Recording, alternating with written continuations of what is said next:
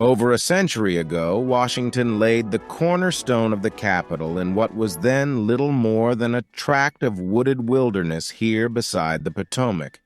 We now find it necessary to provide by great additional buildings for the business of the government. This growth in the need for the housing of the government is but a proof and example of the way in which the nation has grown and the sphere of action of the national government has grown. We now administer the affairs of a nation in which the extraordinary growth of population has been outstripped by the growth of wealth in complex interests. The material problems that face us today are not such as they were in Washington's time, but the underlying facts of human nature are the same now as they were then. Under altered external form, we war with the same tendencies toward evil that were evident in Washington's time and are helped by the same tendencies for good. It is about some of these that I wish to say a word today.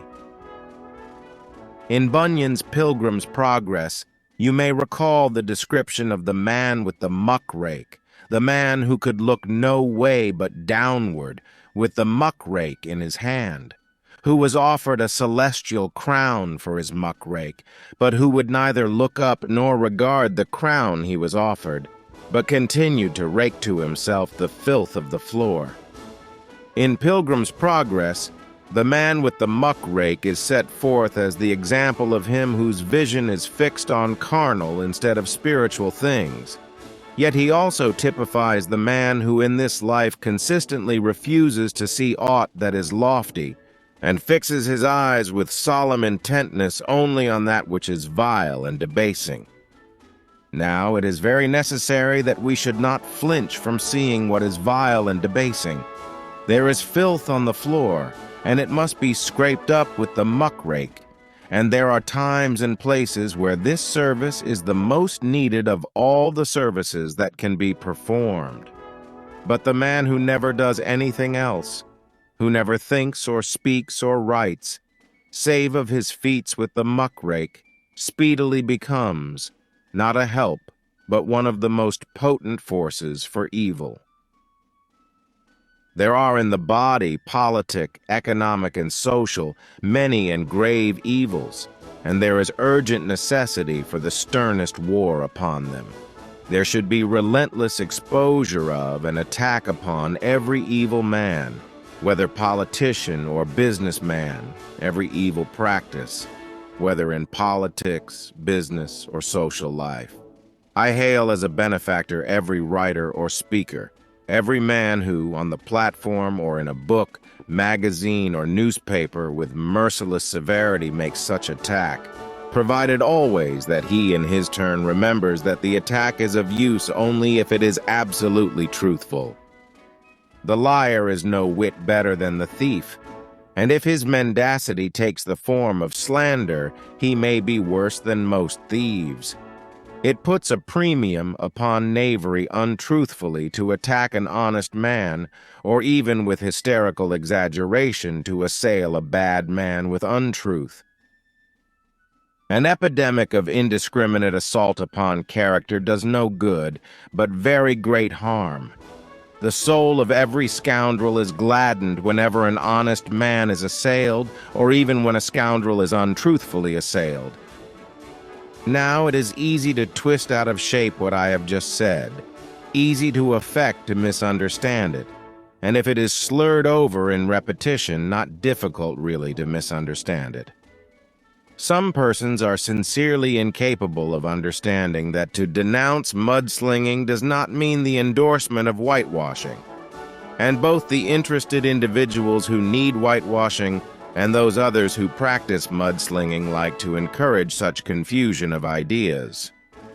One of the chief counts against those who make indiscriminate assault upon men in business or men in public life is that they invite a reaction which is sure to tell powerfully in favor of the unscrupulous scoundrel who really ought to be attacked, who ought to be exposed, who ought, if possible, to be put in the penitentiary. If Aristides is praised overmuch as just, people get tired of hearing it, and over-censure of the unjust finally, and from similar reasons results in their favor. Any excess is almost sure to invite a reaction, and unfortunately, the reactions, instead of taking the form of punishment of those guilty of the excess, is apt to take the form either of punishment of the unoffending or of giving immunity, and even strength, to offenders. The effort to make financial or political profit out of the destruction of character can only result in public calamity.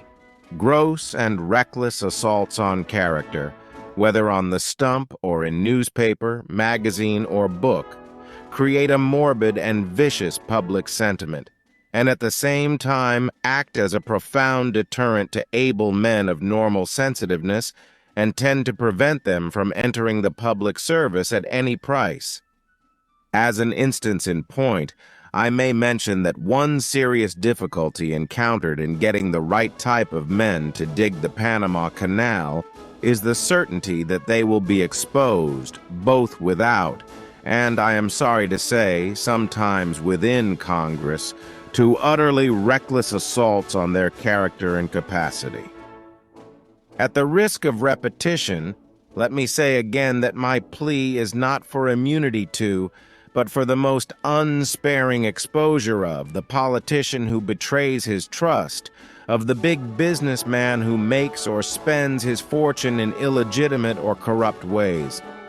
There should be a resolute effort to hunt every such man out of the position he has disgraced. Expose the crime and hunt down the criminal. But remember that even in the case of crime, if it is attacked in sensational, lurid, and untruthful fashion, the attack may do more damage to the public mind than the crime itself. It is because I feel that there should be no rest in the endless war against the forces of evil that I ask the war be conducted with sanity, as well as with resolution. The men with the muckrakes are often indispensable to the well-being of society, but only if they know when to stop raking the muck and to look upward to the celestial crown above them, to the crown of worthy endeavor. There are beautiful things above and round about them, and if they gradually grow to feel that the whole world is nothing but muck, their power of usefulness is gone. If the whole picture is painted black, there remains no hue whereby to single out the rascals for distinction from their fellows. Such painting finally induces a kind of moral color blindness, and people affected by it come to the conclusion that no man is really black and no man really white, but they are all gray. In other words, they neither believe in the truth of the attack, nor in the honesty of the man who is attacked. They grow as suspicious of the accusation as of the offense. It becomes well-nigh hopeless to stir them either to wrath against wrongdoing or to enthusiasm for what is right.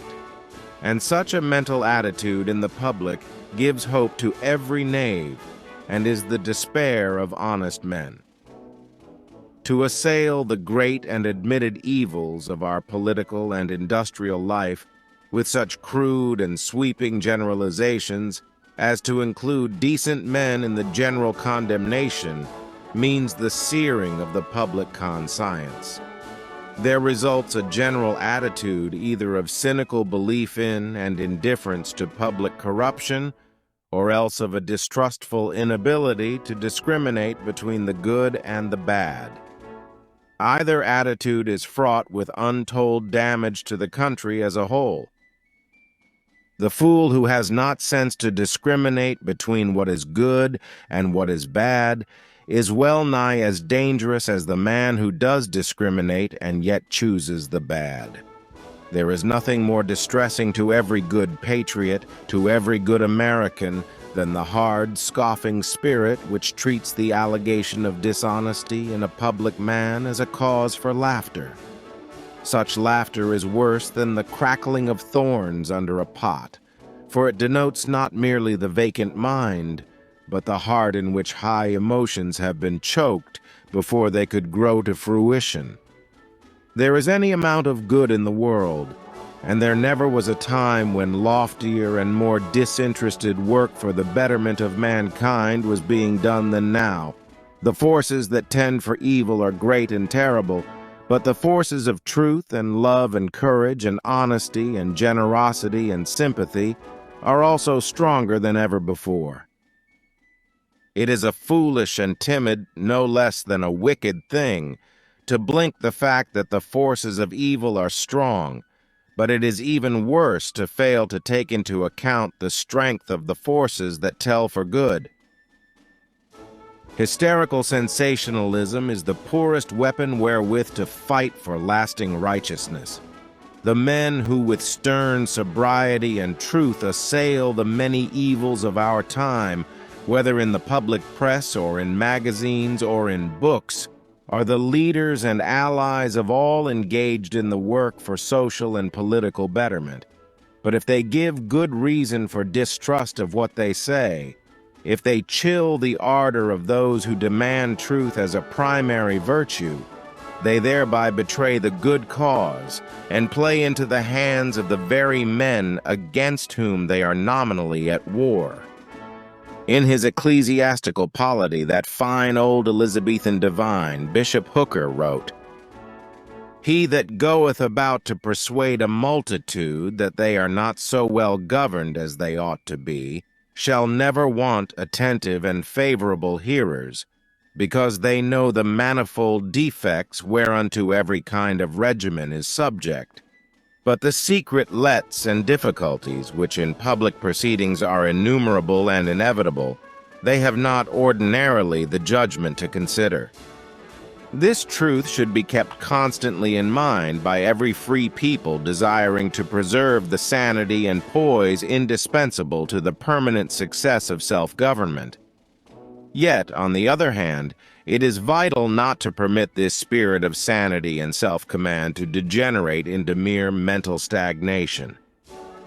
Bad though a state of hysterical excitement is, and evil though the results are which come from the violent oscillations such excitement invariably produces, yet a sodden acquiescence in evil is even worse. At this moment we are passing through a period of great unrest, social, political, and industrial unrest.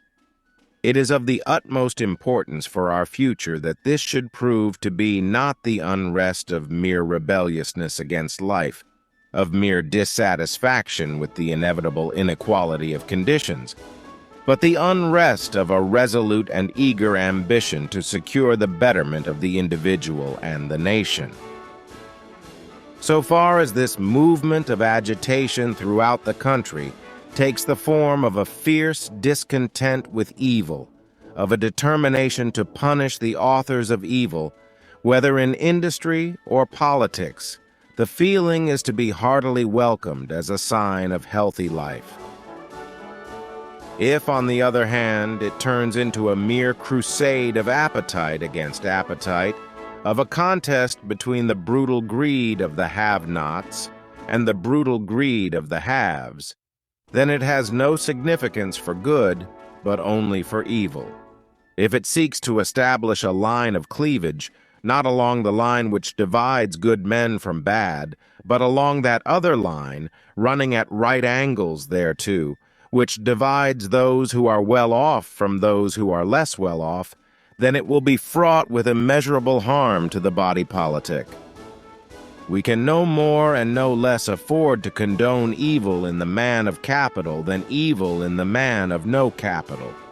The wealthy man who exults because there is a failure of justice in the effort to bring some trust magnate to account for his misdeeds is as bad as, and no worse than, the so-called labor leader who clamorously strives to excite a foul class feeling on behalf of some other labor leader who is implicated in murder. One attitude is as bad as the other, and no worse. In each case, the accused is entitled to exact justice, and in neither case is there need of action by others which can be construed into an expression of sympathy for crime. It is a prime necessity that if the present unrest is to result in permanent good, the emotion shall be translated into action, and that the action shall be marked by honesty, sanity, and self-restraint. There is mighty little good in a mere spasm of reform. The reform that counts is that which comes through steady, continuous growth. Violent emotionalism leads to exhaustion. It is important to this people to grapple with the problems connected with the amassing of enormous fortunes and the use of those fortunes, both corporate and individual, in business. We should discriminate in the sharpest way between fortunes well won and fortunes ill won, between those gained as an incident to performing great services to the community as a whole and those gained in evil fashion by keeping just within the limits of mere law honesty. Of course, no amount of charity in spending such fortunes in any way compensates for misconduct in making them. As a matter of personal conviction, and without pretending to discuss the details or formulate the system, I feel that we shall ultimately have to consider the adoption of some such scheme as that of a progressive tax on all fortunes beyond a certain amount, either given in life or devised or bequeathed upon death to any individual, a tax so framed as to put it out of the power of the owner of one of these enormous fortunes to hand on more than a certain amount to any one individual. The tax, of course, to be imposed by the national and not the state government. Such taxation should, of course, be aimed merely at the inheritance or transmission in their entirety of those fortunes swollen beyond all healthy limits. Again, the national government must in some form exercise supervision over corporations engaged in interstate business and all large corporations engaged in interstate business, whether by license or otherwise, so as to permit us to deal with the far-reaching evils of overcapitalization. This year we are making a beginning in the direction of serious effort to settle some of these economic problems by the railway rate legislation.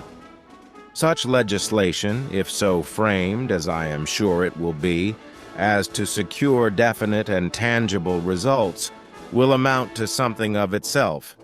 And it will amount to a great deal more insofar as it is taken as a first step in the direction of a policy of superintendence and control over corporate wealth engaged in interstate commerce.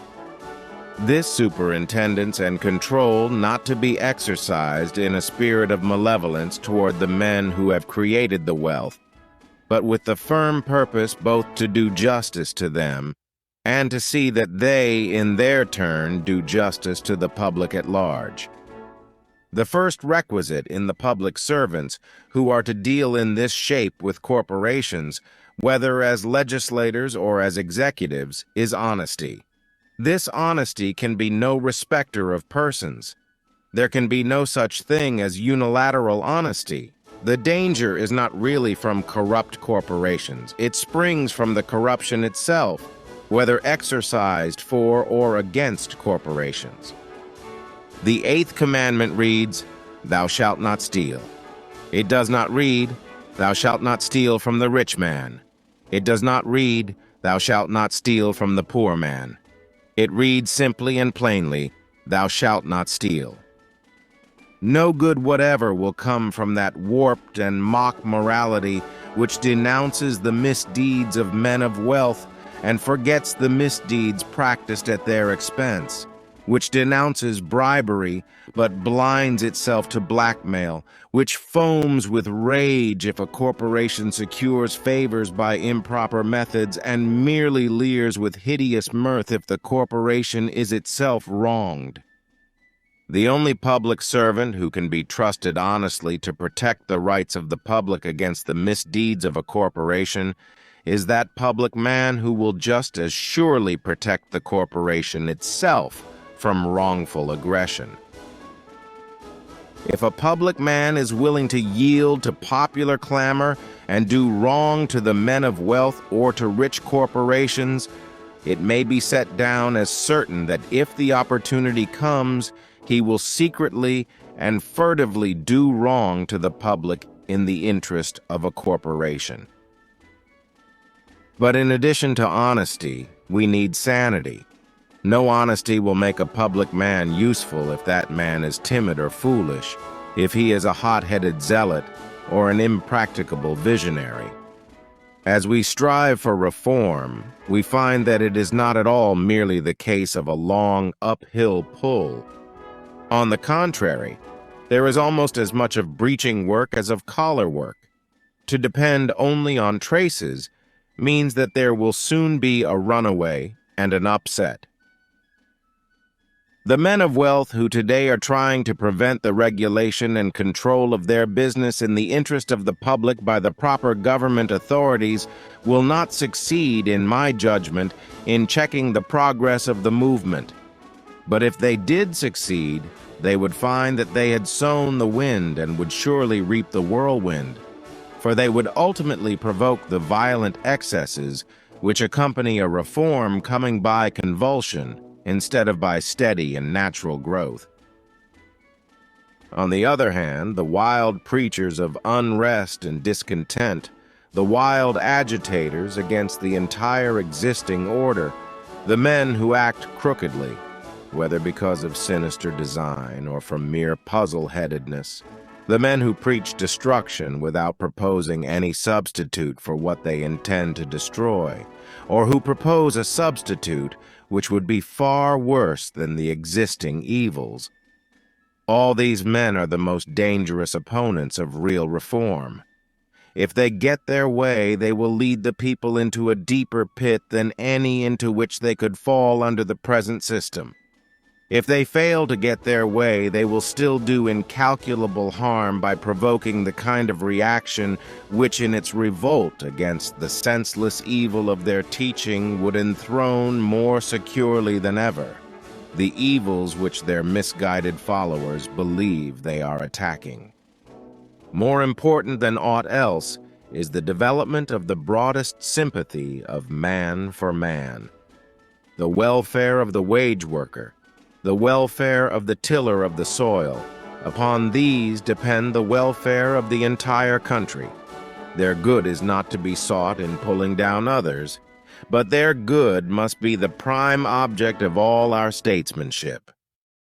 Materially, we must strive to secure a broader economic opportunity for all men, so that each shall have a better chance to show the stuff of which he is made. Spiritually and ethically, we must strive to bring about clean living and right thinking.